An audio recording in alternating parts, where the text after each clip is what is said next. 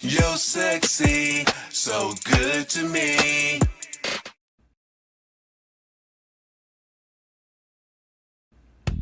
Hey, this is Sir Charles Carey. I want you to join me on Tuesdays at 7 p.m. for the Tru-Mu podcast, True Music. That's where we talk about all things. I'm a musician, singer-songwriter, producer, engineer. All things creative. Me and my co-host, Carl T. Smith, the smooth one, will be glad to hear you, glad to talk to you, answer your questions, and talk all things music. The Tru-Mu podcast, Tuesdays at 7 p.m. Eastern Standard.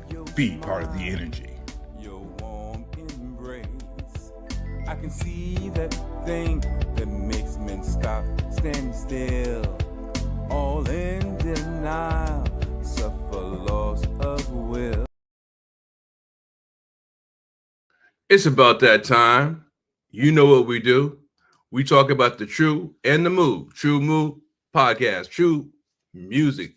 That's what we're talking about. All things music and all things creative. I am Sir Charles Carey, and he is The smooth one. the smooth one, none other than Carl T. Smith himself. Hopefully you guys have had a great week. I know I was just telling Carl before we went on live, be careful what you ask for. You know, I'm a spiritual man. You know, I'm a believer and a man of faith. And, you know, I had a little prayer. I won't say a little prayer, but I had a prayer. And I was praying for more work, more activity. And about an hour later, it started knocking on my door. And I was, I can't say pulling my hair. I ain't got no hair. That's why you don't have no hair. Because it started knocking. And going through the process, you know, I get an opportunity of really being reminded what the back end of business, actually any business, but when it becomes something that you've been involved with all your life, it's a passion. It kind of lands on you a little bit different because you want things to be magical, just voila, you know, that springy music and everything is wonderful and everyone's happy. It doesn't work that way, folks. I mean, sometimes it does, and that's a blessing, and that's something to be grateful for. But a lot of times it's either pulling teeth or it just has its challenges. But that's why you say this is not for everybody, because you can't have one thing without the other. And I'm just grateful that still the opportunities, they come my way, they fall on my lap, and I stumble onto them and I look for them. And, you know, I'm glad that I'm able to fill the void, you know, because it's what I love. I love being creative. I didn't know that. And I want to call him, first of all, have you ever had a similar experience, Carl? All the time. Matter of fact, I actually through this whole journey, it's pretty much like that for me, you know. The creative stuff is always matter of fact, someone had asked me, what is it about this stuff that you know like so much, or what is it that drives you? Right. And that the process. I like the process. I like when you get a blank piece of paper. If you was an artist and you had a blank piece of paper and you turned that into some type of art, that's what I enjoy. So it's like if I'm doing an event, you Right. know, take a space that nobody is, just a space to everybody, and then you turn it around and now it's, you know, it's a Madison Square Garden or whatever the case may be.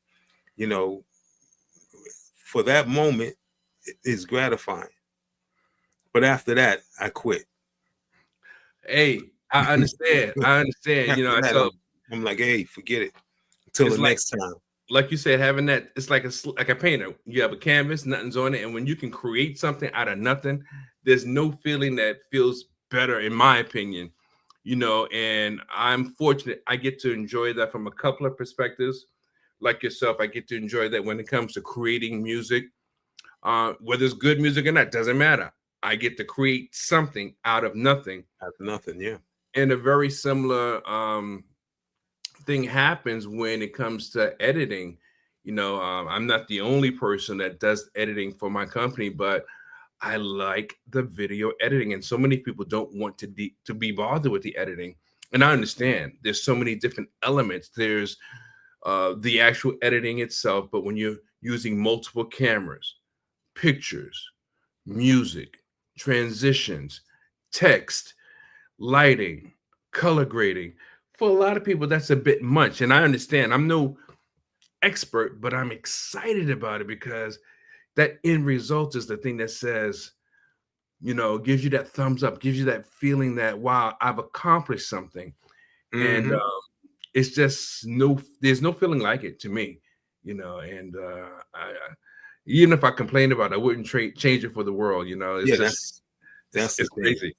Like, people say, oh, I'm not going to complain. I tell them all the time, I'm complaining, but it ain't changing. I'm not changing anything. It's going to be the same. Look, I look at it like, I guess I look at it like I'm in this relationship and she treats me good and she treats me bad, but no matter how bad she treats me, I keep coming back for more. You just remember all the good parts. It's a glutton for punishment, There you go. Yep. There you go. Yeah, man. I mean, hey, can't, like they say about, like I've heard people say about women, can't live with them, can't live without them. It's the same thing with this creative thing. There you go. Shoot. But what would you say? You said it's been like that your whole journey. My whole journey. I guess from the music side, most specifically. Yeah, I would say from the music side. Well, pretty much everything, most things about me is one or two things, but yeah, the music side. But it's just all the different aspects of the music. The music business, which has nothing to do with the music creation and all that other stuff, and making records and stuff. The business part, the music business, is all about the business of selling something and using your music to sell it. So yeah, it's been. I wish I'd have known what I know now way back then, because it really was chasing a dream. Right. You know what I'm saying? Oh, if I make a record and I put it out, we're going to be cool. No, if I make a record and put it out, I can sell T-shirts and CDs, and and that's how it really works. Right. On the business end, it's that kind of thing, or endorsements, which is selling something. Yeah. I tell you, I think. Well, tell me, what do you think one of the biggest misconceptions about being an entrepreneur? What are one of the biggest misconceptions about being an entrepreneur? Especially from the creative side. Well, the biggest misconceptions about being an entrepreneur is you're gonna get everything. You're gonna collect everything, and you're not really understanding is, yes, you're gonna everything. You get everything. You make whatever, but all the bills is yours, and all the headaches is yours, and all the all the stuff. And when you, at the end of the day, when you try to collect your rewards and find out that your rewards don't equal your expenses, that's all yours too. Every last drop of it is all yours. So that would be the biggest thing, I think, biggest misconception, and then the fact that you think that it's easy. All you have to do is put it out there. They say, what, build it and it'll come, or build them and they'll come. Right. I don't think so. I don't think so. Yeah, I tend to agree with you. I think there's so many moving parts when it comes to being an entrepreneur, and it doesn't really matter what industry it is. It's just that there's literally so many moving parts. When it comes to what we do with music, I always say the music is the easy part. It's easy to, get out there and sing, or if you play, but creating it or learning it, getting your timing down, and like you said, the back end, the promotion, the marketing, the selling of it, that part is the hard part. Yeah, collecting tickets, getting a venue if that's what you have to do. There you go. It's so involved, and I'm not trying to discourage anybody because I've had busts, I've had no shows. I mean, it's just a part of the experience, and sometimes I knew it was my own fault because I was dragging my butt, or because I relied on people that were not reliable, or I worked with and chose people that were not reliable, and you know, even had done it maybe a couple of times with the same people or the same type of personality. And you really just have to know who you are, and you have to have that passion. I'm working with a guy now on the music side. To me, he's outworking me because he's got all these contacts, or is telling me about these contacts for us to go do gigs, and I'm doing them from a different perspective.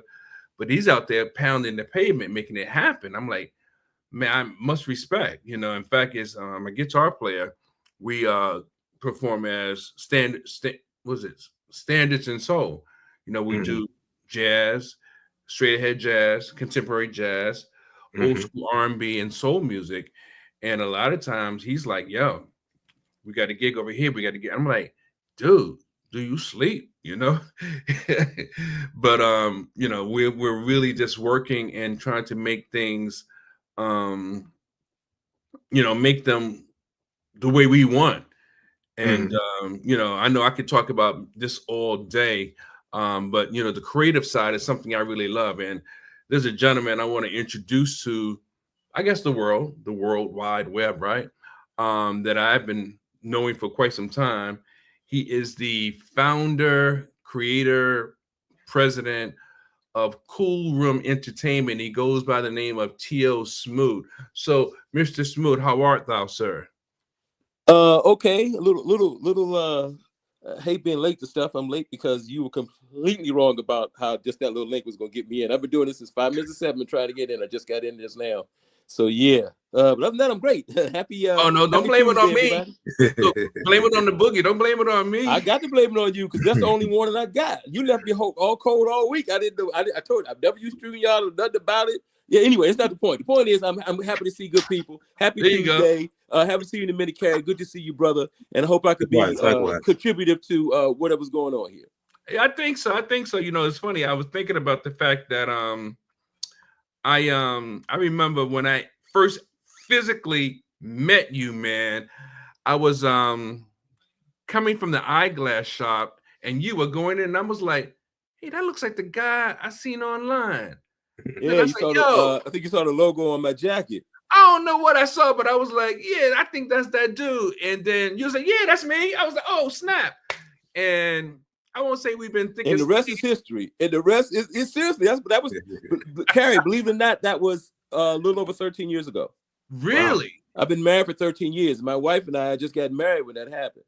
Wow. So that's why you were getting the glasses. You wanted to see what you was doing. I want to see what I was doing, and that kind of good jazz. And I think you and I worked on a project within weeks from that meeting. Yeah. We did a thing with Crystal, with Miss Chris and Carib Jim. Carib Jim. Yeah. Yeah, sure. We've done a number of things. I mean, you shot video for me. A number of things. You produced stuff. I mean, man. But we like to go back to the beginning. So we can only go but so far, because we've been around so long. Speak for yourself, my friend. Speak for yourself. Oh, you sound like him now. He's only 21, whether you know it or not. I was born last night and stayed up all night, bro. So yeah. Oh, okay, Mr. Buttons. Okay. That's right. That's right. In reverse. But look, let me ask you this. Yes, sir. Are you originally from the DMV? Thank you. I was raised in the DMV. I was born in Virginia, but we moved to DC when I was 3 months old. So yeah, my formative years when in Washington D.C. Yes, sir. I didn't move to Maryland until I was 14. So from 3 months old to 14, I'm a DMV baby, dude. So when did you find out or learn that you had something creative about you, the individual? My mother, I'm 5 of 7 children, and my mother used to say she had 6 kids in me. That's when I knew. 6 kids in you. I was always doing stuff that was, off. I always looked at everything different than anybody else. Period. Just how it was. But I would say the time I knew what I was going to do or what interests me when I was about 9 years old and saw Michael and his brothers on the Ed Sullivan Show. Changed my life. Yeah. Oh man. Yeah. Yeah. Changed my life. That little dude, I was like, what the hell? I'm like, oh, whatever this is, I'm getting into that. You want some of that, because I know you do have a background in music as well before you get to other things, and we get to the other things. True.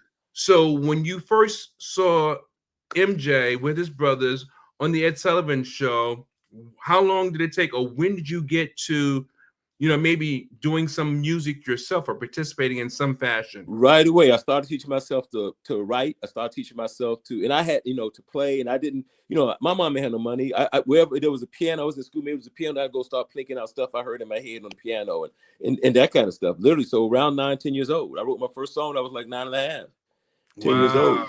And yeah. Do you Then remember I was 13. Then when I was 13, one of my cousins took me to go see Enter the Dragon, because you had to be 14 to get in. I was only 13, so he was like a couple years older than me. So he took me that was my first in theater really movie. So seeing Bruce Lee as your first real film, that again changed my life. What was that experience like for you? I wanted to find out about movies. I never thought I'd be an actor. I was in DC, man. Hollywood may as well have been on Mars for me at the time, but Right. I just knew that thing excited me to a degree that was insane.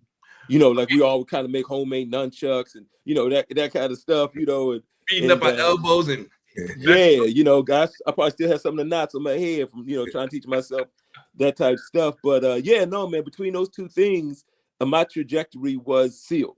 And it was now a question of how bad I wanted, what I was willing to do for it. So I know that before you got to Cool Room Entertainment, you spent time literally creating music, or with a band, with a group. How did that start? I was in like I said, I always started teaching myself writing and stuff like that. And not that I say I was good, anything like that, but I was, but I think when I got out of high school, when I got out of high school, I ran into these guys. I went to junior college, Tacoma Park Junior, and I ran into these guys who were looking for singers and keyboard players, and I was both. And so I joined up with that band, and they were cool. I remember that was my first kind of sort of band, and didn't go that far. I didn't go that far with them. But the bug had bitten me that I was going to try to start doing some live stuff and so forth and so on. Then I got with my best friend from high school, and we started our own band called Risque. We were big Chic fans, and we had a band called Risque. It was myself on keyboards, and I was the main songwriter. Him on drums, and another good friend of ours, close friend, who was an amazing bass player. We never made it out of his father's basement. We practiced there all the time. We never made it out of the basement. And then the next band, I got tired of that. The next band was a band that actually got to gig around DC and stuff like that, called The Dream. And we got to do some cool shows. And then when that band I felt was full of crap, I decided I was going to LA and pursue music. So when you were with the band, were you singing or playing and singing, or just playing? In that last band. In the last band, I was co-writing all the songs, co-producing all the songs with one person. The other guy who was the leader of the group, who was the lead singer. I did backup vocals. I did playing, like I said, wrote and produced all the songs, co-produced all the songs, and played keyboards live in studio and stuff like that. Cool. It was a 3-member band. It was only 3 members, and one of them didn't do anything.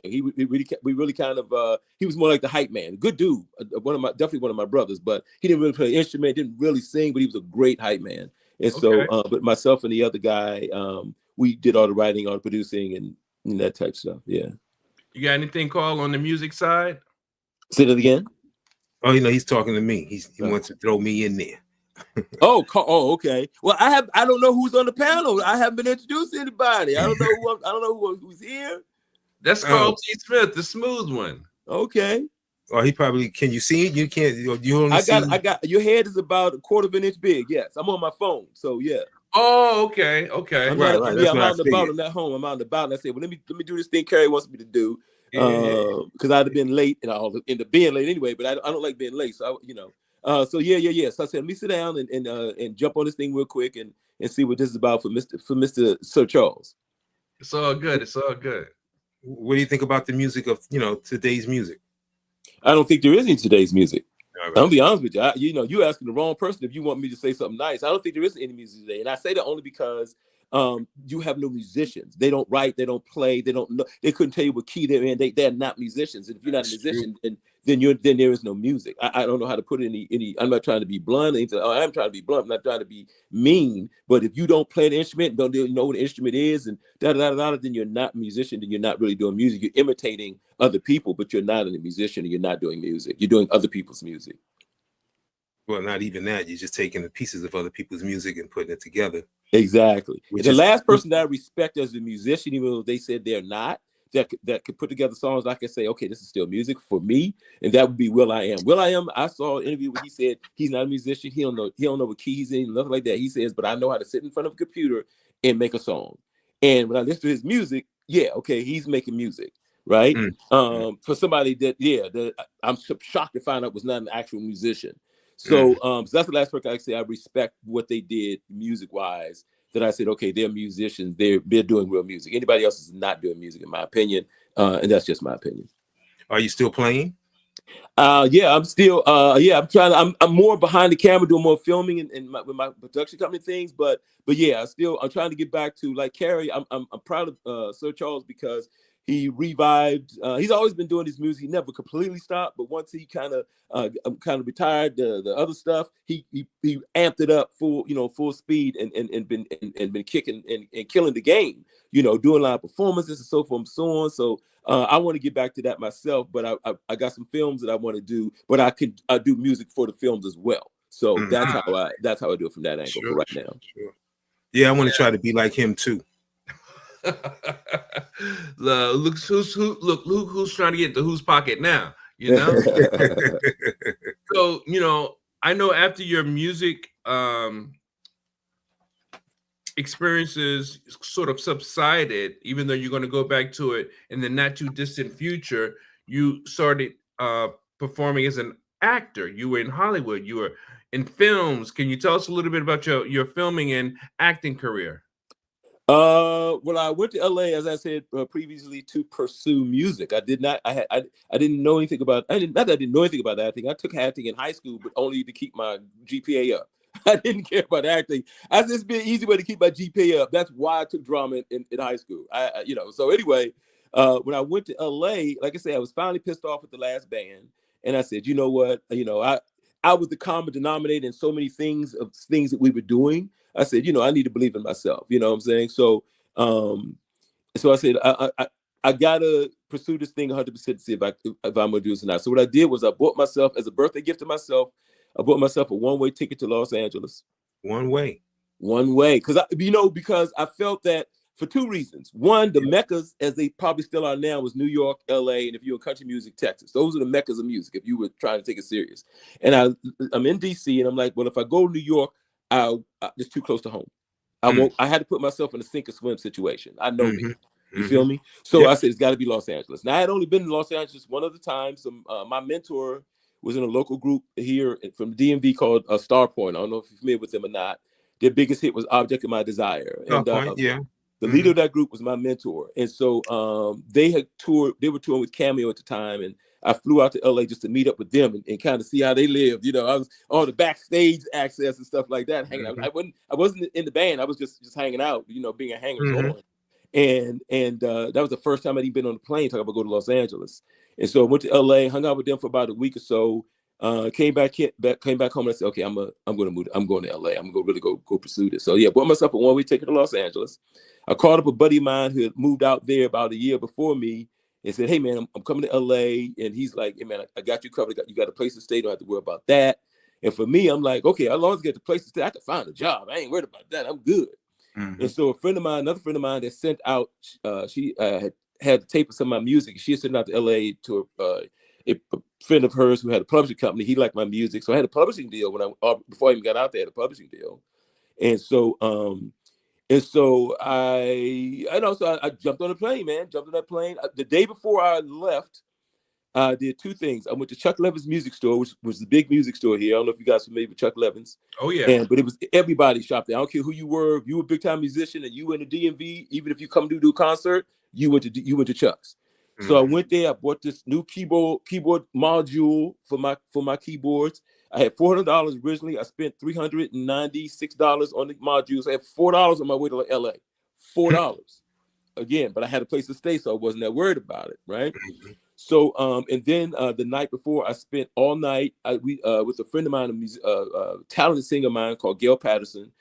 She's on quite a few of my songs. We literally spent all night recording music. I had a little Fostex 4-track. Remember the Fostex 4-track? Yeah. Fostex 4-track and my keyboard, drum machine. I went to her house and we were up all night recording 4 or 5 songs. And I literally went from her house to my house, grabbed my little bag, my little bag. It didn't even have a full suitcase. It had like some clothes in it. I'd thrown in a little bag and almost missed my plane, headed to the airport. Landed in LA and my buddy never showed. I called and called. He never showed. So I'm standing in LA at the airport. I got $4 in my pocket. I don't really know anybody else in Los Angeles. Like not really. I know a couple people I've met, but I don't really know a lot of people. And so that's how that's where it started. That's where my journey started. So once I got that straightened out, I did there maybe in LA probably not long, maybe 6 months or something, give or take. And were you going on auditions or anything? No, like I say, no, not at all. I went. What I did do was I did audition for, and I can't remember what prompted it, but I auditioned for the dating game. They had revamped the dating game. It was called the All New Dating Game with Jeff McGregor. And so I can't remember what happened to make me want to go audition for a show. So I went to audition for that show. And they said I could be either a person asking the questions or the person receiving the questions, right? So I went home. Went back to where I was staying. And they called me like a couple of days later and said they had to replace some guy. And could I come down and be on the show? So, and I had already called my buddies home in DC and told them I was going to be on the show. So losing was not an option. You know, I was going to be clowned too much. So I had to win. Whatever happened, I had to win this competition. So I go on the show and I do win. I'm bachelor number 2 and I do win.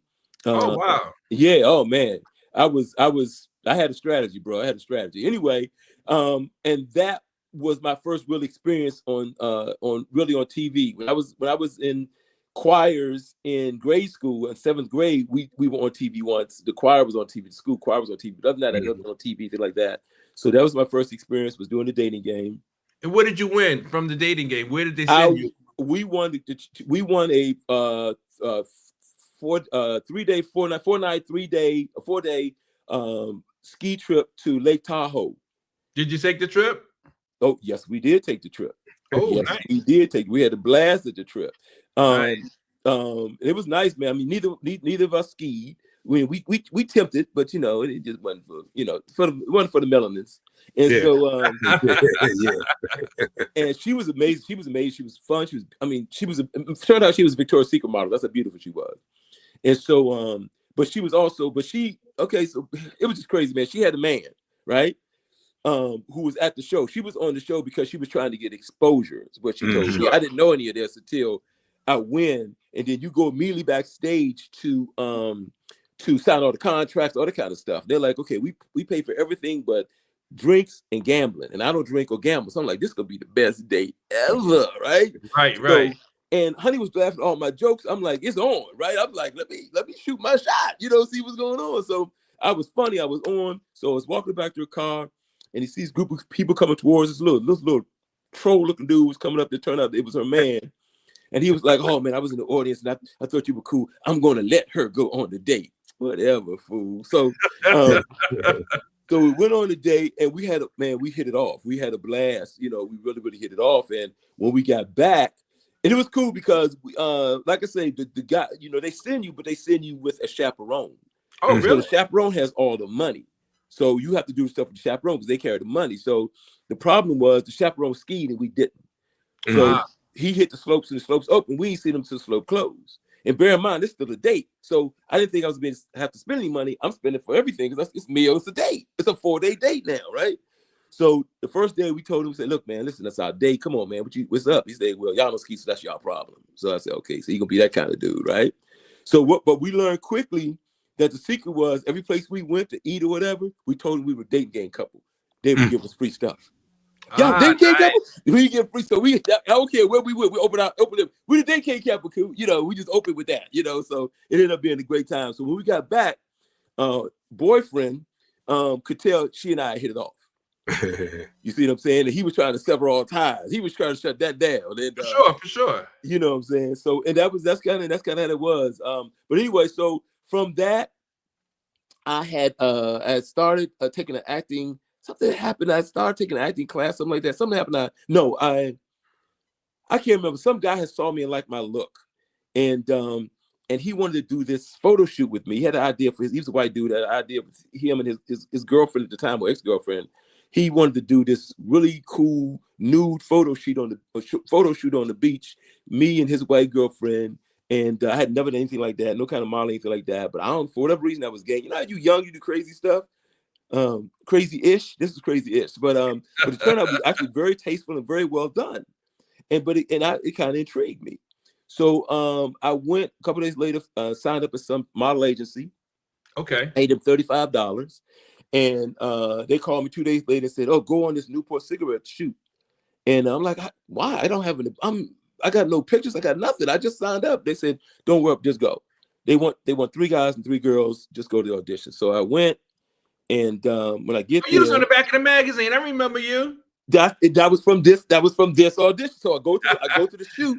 I go to the shoot, and I'm not to the shoot. I go to the audition, and when I walk in, they had changed their mind. Said they wanted 3 girls and only 2 guys, and they showed me 2 guys they'd already picked. So you know, like I said, I had no book, I had nothing. So I was not. I didn't lose anything. I said, well, for 10-15 minutes, I joked around for them for 10-15 minutes, left, and that was it. The agency called me next day, said you changed their mind. They said, you know, it's a 3-day shoot, $1,000 a day. You're gonna be on the beach and blah blah blah blah blah. So it was 3 girls in bikinis, and me and 2 other guys on the beach for 3 days. You know, I'm like, how bad could this be? But then said, because you have no experience, we're gonna hire you. They're gonna hire you 1 day at a time, depending on how you do, depending on if you're gonna get hired the next day. So not only did I end up working all 3 days, but I end up getting more print work than the other 2 pro models. Did you have a contact sheet or headshots yet?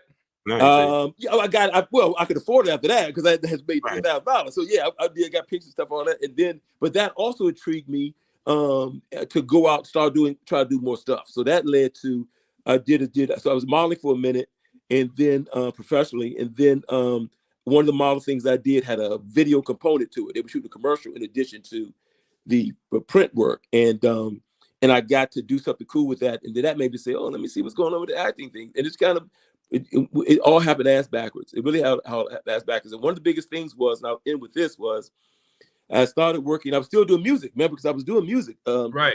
Not, you know, all the publishing company afforded me was I was able to use the studio when it was available. So that was cool, right? I never really made real money with it, but I joined up with this record label, independent record label, and they were really cool people, and they were working on their first album for their first artist. And the guy who ran it, really nice guy. I don't want to say his name because I love the guy. He's a great guy, but he gave me some advice that changed everything when I was in Los Angeles. He said to me, in LA, there's a bullshit circle and there's a real circle. He said, as long as you deal with people in the bullshit circle, that's what you'll ever be. That's all you'll ever be. The thing was, he didn't realize that he himself was in the bullshit circle. Oh, wow. He really was. Sweet man. I love this dude. I haven't talked to him in many years, but yes, he didn't realize that he was talking about himself. And so, but I took that advice and started dealing with people that weren't, you know, that were aware that they were in the real circle, and our career started to take off from there. Wow. So start telling us about some of the film, because you were in some major productions, you know, over the years.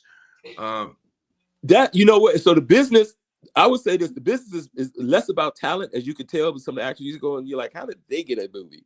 It was less about talent. Not that I didn't have talent, but less about talent, more about relationships. Talent helps, but building relationships is what's going to get you more opportunities, and then the talent can help secure that.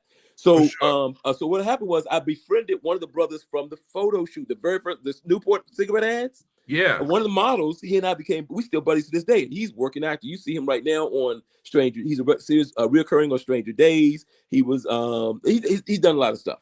So anyway, but we became friends back then, and he was already an actor. Which was his second career. His name is Sherman Augustus. I got to give a shout out to Sherman. Sherman Augustus he had already had a pro football career. This was acting was now his second career. He was already, moving up the ladder. But he would tell me, we became friends on the Newport shoot, and he would call me up and tell me about auditions to Crash. Hey, this audition, they looking for this kind of guy, just walk in. And I would do that. And I would start to get stuff by crashing auditions. So I got to give a shout out to Sherm, man. He wasn't greedy, he was sharing. But anyway, one of the biggest auditions I'd had, I was about to prepare for, was one of the series regulars for the film Cool Running. Remember Cool Running? Oh yeah, bobsled team. I had an audition for one of the leads, and I had never had an audition that big before. So I called Sherman up and said, "Listen, man, I don't know how to prepare for this audition." So he turned me on to this acting coach. Got a shout out to her, Bobby Shaw Chance. Love her to death. She's the greatest thing that happened to my career. Bobby Shaw. And so I called her up, and it was like $100 an hour to work with her. She said, "Come to my class, sit to the class. Afterwards, we'll work on the audition." So I go to the class, and I'm sitting there, and all of a sudden I hear her say, "Teo, get on stage." I'm looking around like, is there another Teo in this? Where's she? And so she had me on stage, man, and I worked with her, and I did whatever she had me do. Then afterwards, she worked with me for just an hour. I had $100, worked for an hour. I go to the audition 2 days later, and I did so well that the director gave me more stuff. He gave me more material, said, "Go outside, look at this stuff, come back and do more for me." That's when you know you did your job. And that was off working with this acting coach for an hour. You know what I'm saying? So I was lucky. My point is, I was lucky enough to start getting with that level of people early in. And you were tied in because you had to be zoned in order to pick up the tips and nuances. Yeah. Got with people that were in the real circle. Right. Bobby Shaw Chance, the acting coach, she goes back to when she was acting, she was in movies like Beach Blanket, Bingo, that type stuff. Okay. Right. And she'd been in the business that long, and but yeah, man. So I started getting people in the real circle, and the trajectory just started real quick, man. But what are some of the names of the films that you were in? Because I've seen pictures of you from major productions back in the day. The biggest film I was in, that's to this day is extremely popular. I mean, even Quentin Tarantino says is what he was quoted saying is one of the best sci-fi films ever made. There's a film called Starship Troopers. That was the big $100 million budget film. Right. I was in that movie for director Paul Verhoeven. Get shout out to Paul. But I was in the movie before Paul had done before that. Paul was famous for, he directed Basic Instinct, the Total Recall, the original Total Recall. He directed Fatal Attraction, that level of stuff. And I was in a movie he did after those movies called called Showgirls. I remember that. Yeah, small role of Showgirls. And so the next movie was Starship Troopers, and I auditioned for a role that I didn't get. They actually said I was too old. They said I was too old for the role, but they knew they wanted me in the film, so they kept production me. They kind of said, "What we're gonna do it here? We're gonna put him." And they found this great role for me to do, and I'm very grateful for them for doing that, because again, that really helped my career a lot. Because like I say, to this day, it's a hugely popular film. But other films, I did a film called Playing God with David Duchovny, Timothy Hutton, Angelina Jolie, just as she was really, really blowing up. Gary Dourdan was in it. I did a movie called Supreme Sanction with Christy Swanson, who's the original Buffy the Vampire Slayer from the movie. Had a big scene with her, and Michael Madsen was in it. I did a movie called I did a movie. You know what the thing was? My career was interesting because I was going to be every movie I had was filmed. Yeah, there was a lot of hype on it before it came out. Every movie was going to be huge, and every single one came out in tanked, including Starship Trooper. But I did this movie called Barbed Wire. It was based on a comic book, and Pamela Anderson was the hero. She was based on a comic book, and she was playing Barbed Wire. And the buzz on this thing was it was going to be like the biggest. It didn't. It came out in tanks. Starship Trooper was going to be huge. It didn't tank. It basically was the time it came out. It was supposed to come out during the summer. And they took too long to shoot it. Went over budget, took too long to shoot it, and it came out Thanksgiving. It's not a Thanksgiving. But it made some noise. I remember that film, man. Yeah, but it would have made more noise had it come out when it was supposed to come out. Yeah. So, and what happened was they didn't get the satire when it came out. Now they're saying this is the most Verhoeven's most brilliant person ever for the satire. Now, another big sci-fi movie that Paul had done where had that type of satire in it was RoboCop. He directed RoboCop, which, as you know, was huge. Yeah, and he had that level of satire and social satire in it. They got it for RoboCop, but they did not get it for 20 years, 15 years on for Starship. His was way before the time. Yeah, so now everybody's like, man, what he was saying in this movie is like insane and brilliant. So there you have it. Oh, you got Miss Chris, the smart video girl. She says, "Hey, Teo." Miss Chris is the bomb diggity. Anybody? Hey, I'm just gonna say this real quick. Shout out to Miss Chris. If you ever get a chance to work with her or hire her, use her, you would not regret it. That's all I'm gonna say. I have for sure. She says, I have a project coming up. We worked on. There's a shout out to I give shout out to people. I'm not a stage hog, man. So there's an organization, a nonprofit organization called Light the Way Foundation. For the last 4 years in a row, they have asked me to come down. They hold a youth summer camp for 9 to 12-year-olds, in which they teach for 1 week. They spend teaching 9 to 12-year-olds how to make documentary films. For the 4 years in a row, they've asked me, including this year, I'll be doing it with Miss Chris again this year. Yeah. They've asked me to come down and teach that class for that week. And we do that, and we make a film doing that. And those films have, we suggested they start putting them in film festivals. They start putting them in film festivals. They'll be getting in, like the last short we did, last documentary we did last year, got into 5, got 4 of the 5 festivals they submitted to. The year before that, one of the festivals they were in, it was recommended for best documentary short. So it's that level of stuff. But we're doing that again this year. Look out for they do a red carpet to show that short film every year, held at AFI in Silver Spring. Keep up with me on Facebook, and everybody can come down and see the short film when we announce the red carpet. And that's enough shouting out. That's shouting out. Yeah, I enjoyed it last year when I went to see. Miss Chris also said relationships are key. Yes. Because and I have a relationship with Miss Chris because of you, Sir Charles. I remember. Chris and I hit it off. We hit it off that first day we worked together, and I got an opportunity to work with her again, and I jumped on it. She was great, and I called her up for everything I could use her for. Look, I have several people that do video with, but she is one of my go-tos. Like you, her, and then there's Enoch, Seventh Prophet. There's Anthony Tillman, but you two guys are my first choice as always, because I know the level of work. You know your stuff. And I mean, when you know people are proficient in their area of expertise, why go anywhere else? It just doesn't make sense. Somebody said Brazil. What does that mean? Is that Rosa Alves dos Santos? She says Brazil. I don't know what that was referring to. Maybe a story you were talking about. I'm not sure. I don't know. But she's checking us out on YouTube. But so now I know you also shoot and edit. I know you shoot with the kids. Do you have any projects that you're working on outside of the project with the kids?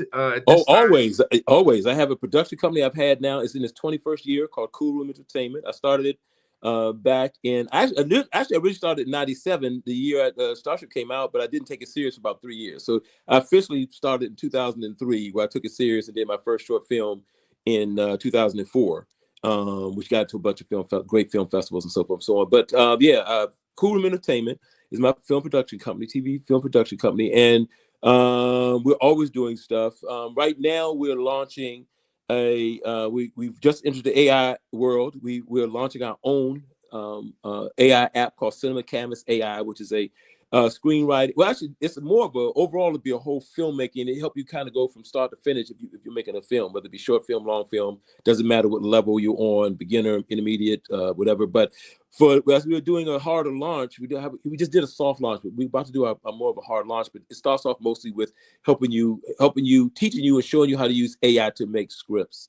But it's not, understand it is not a Chat GPT thing. It is a learned language model like Chat GPT, but it's not based on Chat GPT. It's built from the ground up. And what makes it different is it's not just learned language model, it's also based on humans. So like it's also based with my knowledge. So we're able to have a knowledge base in which, so when you get the answers, it's not just based on the internet, it's also based on my 30 years of experience of saying, okay, this is how you do that, da. So that what makes it different and more relevant in terms of using AI to help you write your stuff. But it's amazing. You go in there, if you have an idea, don't have an idea, you put in 2 words, it'll spit out a storyline. It spit out 3 storylines for you to choose from. And it's not writing it for you, it's giving you a jump off point. And you can say, oh, I like that. Well, listen, can we do that? And you could either tell it that, with your voice, or type that in and say, "Oh, sure, we can do that," and give you more ideas.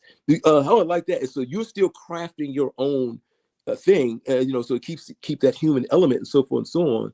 And then it goes to the next app, which is the character development. They help you better develop the characters and all that. So it's all that type of stuff for screenwriting. There's apps in there. It's an ecosystem.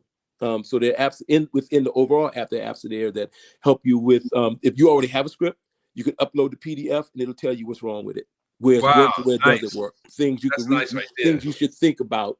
There's another app in there that you can take, because I'm trying to always help you become a stronger writer. What I do is I help me, Teo, and Cool Entertainment. We help creatives, especially film creatives, tell better stories using AI and to fund their projects using digital products. That's my mission. That's what we do, those two things. And so using the app, in order to help tell better stories, you could take a script like a script is already established and is an Oscar-winning script, whatever. Let's take Indiana Jones. You can take that script, upload it, and it'll in this particular app, it's called Journey Explainer. And so Journey Explainer will take that script and kick out a breakdown that says, here's what make that script work. Here's what that writer did based on the hero's journey and so forth, or the anti-hero's journey to why this script works. And if you want to be a real writer, here's the things to think about as you're writing your, be considered professional. If you want your script to sound and look professional, here are the things to think about, lessons you could take from this. So in addition to launching this new venture, I can see somewhere in your not too distant future, you having a masterclass on how to do this. I can see that. Well, that's the thing about the app. There's nothing that makes the app different. I'm in there every week.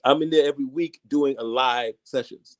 Okay. On Saturdays, 2:00, you sign up for them, and every week Q&As, live sessions, and teaching. And they're also there are workshops that are already recorded that are in there. Yeah, this is a whole new experience. This is not, like I said, this is not ChatGPT. You can't get that on ChatGPT. It's a whole other level. So let me ask you this. This is going to be, well, I think it may be a stumper. Hopefully it's not, but hopefully it is at the same time. So what is you going to ask, Charles? What do you like better? Video shooting film or video, editing or directing? Writing. I'm a writer at heart. I'm a writer first before anything. I'm a writer. I've been a writer since I was. That wasn't one of the options, man. That wasn't one of the options. You can't cheat. I love writing. I've been a writer since I was 4 or 5 years old. So writing is my first love. What's second? Second love would probably be, probably directing. I can't say. There's no comparison between film and video for me. There's no film would always be, video can't even compare to film for my heart and my mind. Right. But probably between acting and directing is real so close. Because I love being in front of the camera and being there for those characters, but I also like helping other actors get there on, as a director, making them, because I'm definitely was considered an actor's director. Because I'm an actor. So I'm an actor, I'm a writer, I'm a director, I'm a producer, right? So each job helps me with the other job. I'm a better director because I'm an actor and a writer. I'm a better writer because I'm a director and an actor. I'm a better producer because, you see what I'm saying? So they help each other. So yeah. So telling stories is what I love best, to answer that question. What was your overall assessment of Sinners? You mean the movie I haven't seen yet? I haven't seen it yet. Oh, you haven't seen it? Okay. It's high on my, don't get me wrong. Don't everybody send me bad notes. It is high on my list. Here's was my strategy. Hear me out real quick for you. Before y'all send me hate mail, it is high on my list, clearly. And so I didn't want to see it opening weekend because I knew it was covered. I wasn't worried about them having a record opening. My strategy was to go second weekend because that was more important, right? You still want to have a second week opening. A lot of movies trail off so much. I said, I'm gonna support my people. That ended up being my wife's birthday weekend. She ain't going to the horror movie. So, so now I was going this weekend. Yeah. So that was the thing for me, was I've definitely seen it, and I want to see. I'm an in the theater person. I don't want to see it on. I don't want to see it on my TV, even though I could get it on streaming. No, I have to see it in the theater. So I'm going to go this weekend and see it in the theater, and then I can answer that question. But until that was one of the things I found very intriguing about it, because they shot it from so many different perspectives, using old film versus digital, or the new digital nuances, and then having surround video. I'm like, wow. I'm expecting this to be my new Enter the Dragon. That's what I'm expecting this to be. This is my new Bruce Lee movie right here. But I'm going to learn from Ryan Coogler. This is what's going to happen. Exactly. That's all right. That's all right. So we're down to almost the end of the show. We got a couple of things coming up. Before we get to the end, I want to talk about something we've got coming up. So Carl, can you help us learn a little bit more about this year? Yes, on May 24th, we're doing an event in the Bronx at Rafael Hernandez Auditorium, and it's going to be the Smooth One, Carl T. Smith and Friends, featuring Sir Charles Carey and the group Overtime. And you can definitely check this out everywhere, because not only will you be able to check it out in person, but for the first time, we're going to stream it live on over the internet. So you can get a ticket. I see it. Well, that's the CTS tickets, right? Instead, I want you to be our guest. So VIP.smooth1.com and pick you up a couple of tickets or pick you up a stream. You only need one stream per household, and you get everybody in the household to check it out. And get a VIP compilation, kind of thing. So we hope you make it. Yeah, sounds great. I look forward to it. In addition to the live performance, I'm kind of excited. I got a new thing coming on. That thing. Why did I use that word? Such a weak, poor, subservient word. I have a new project that I'm proud of. This came out this week. It's called "Kiss Me Like You Know Me." A new song called "Kiss Me." I'm excited about it because, it's funny. There's a story behind so many things that I remember. My sweetheart gave me a kiss, and it wasn't no big deal, but it was like, and I was like, what's that? Kiss me like you know me. Hey, I like that. So I took that experience and I wrote this song. It's not a ballad, but it's a nice little groove. So hopefully you guys go check it out on SirCharlesCareymusic.com.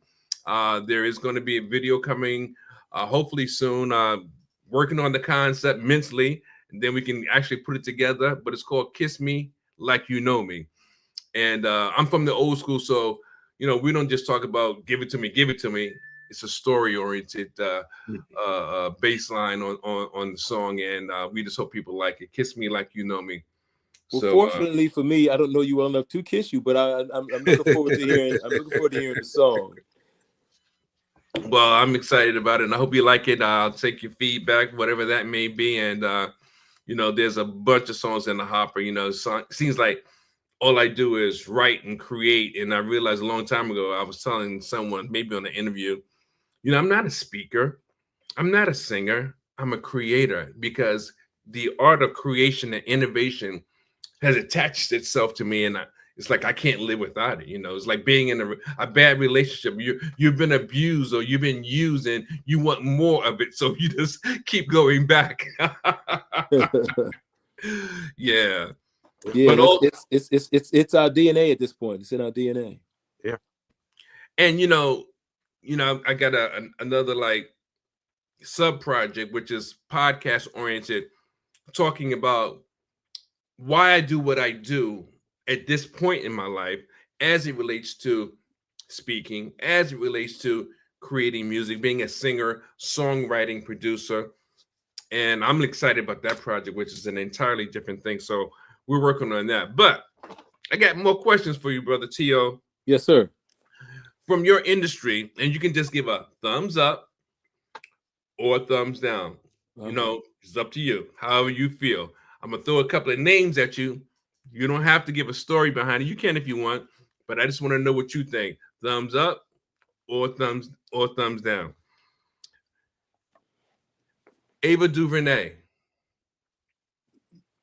Thumbs up on what? I mean, I don't know what the question is. What is the question? Do you give her a thumbs up or a thumbs down? She's a director, producer. You like her work? You don't like her work? Like any other director, she's done stuff I love and stuff I thumbs up or thumbs down. Blown away. I don't know how to do that. Like I say, you do like this or you do like that. I know what they are. One but like that, sideways. Sideways. You can do sideways. I'd have to give her. I'd have to give her a thumbs up. Yeah, I'd have to give her a thumbs up. I guess. Yeah, she's amazing, but she has. But she's not. But her stuff's not perfect. But she's amazing.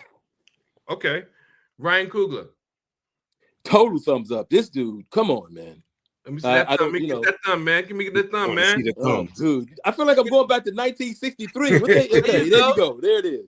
You know what I started doing? I started saying, "You jive turkey." Now we know that's exactly. You showing that's your about age. 40 years old, 50 years old. I told you I was born yesterday. What did you not? But look, when I started saying jive turkey, it started catching on. People started saying it also. Yeah, they probably said it behind your back, but they probably said it. I'm just they said it behind my back. They said it to my face. They said it about me. Ryan Coogler. Yeah. Hughes Brothers. Hughes Brothers. I like. They've done things I thought was fantastic. Not everything, but they've done stuff I thought was fantastic. Okay. See, that's the thing about thumbs up and thumbs down. Is like they've been around long enough that it's both. It's like there's some things that are thumbs up, something. So my thumbs up would be about past stuff. I can't say in the last 15 years I have. That's fine. You know what I mean? So it's kind of a tricky question for me. Pardon? No, it's based on how you feel. Whatever you feel. I feel you put me in the middle. That's what I feel. And that means this. Okay. What about Gordon Parks Jr.?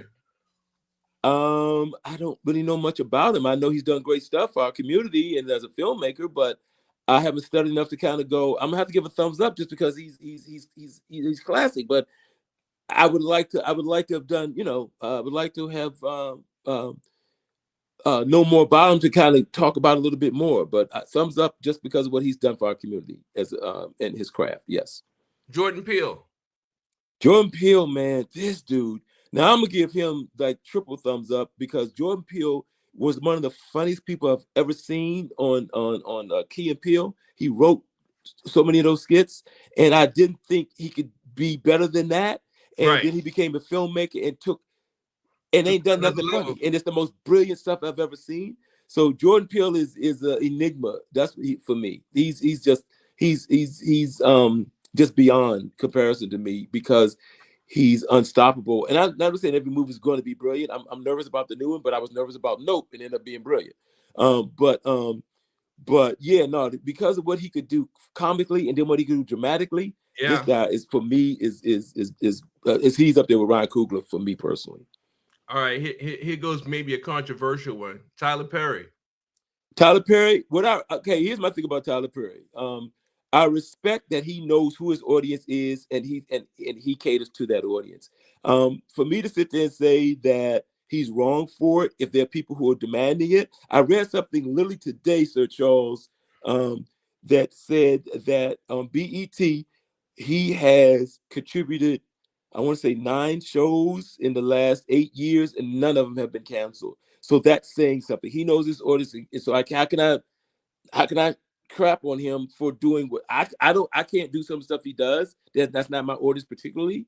Don't worry about it. We'll get you the budget, then you can do it. No, I'm just saying that some of his stuff is sort of negative from what I like to do. Yeah. I'm trying to do. I see both sides. Every film that Cool Room Entertainment done, I'm thinking from the past. You go back as far as you want to now. I don't really do negative storylines per se. I mean, I don't do like drug storylines. I don't use. There's no N-word uses in any of my stuff. I don't do. You know what I'm saying?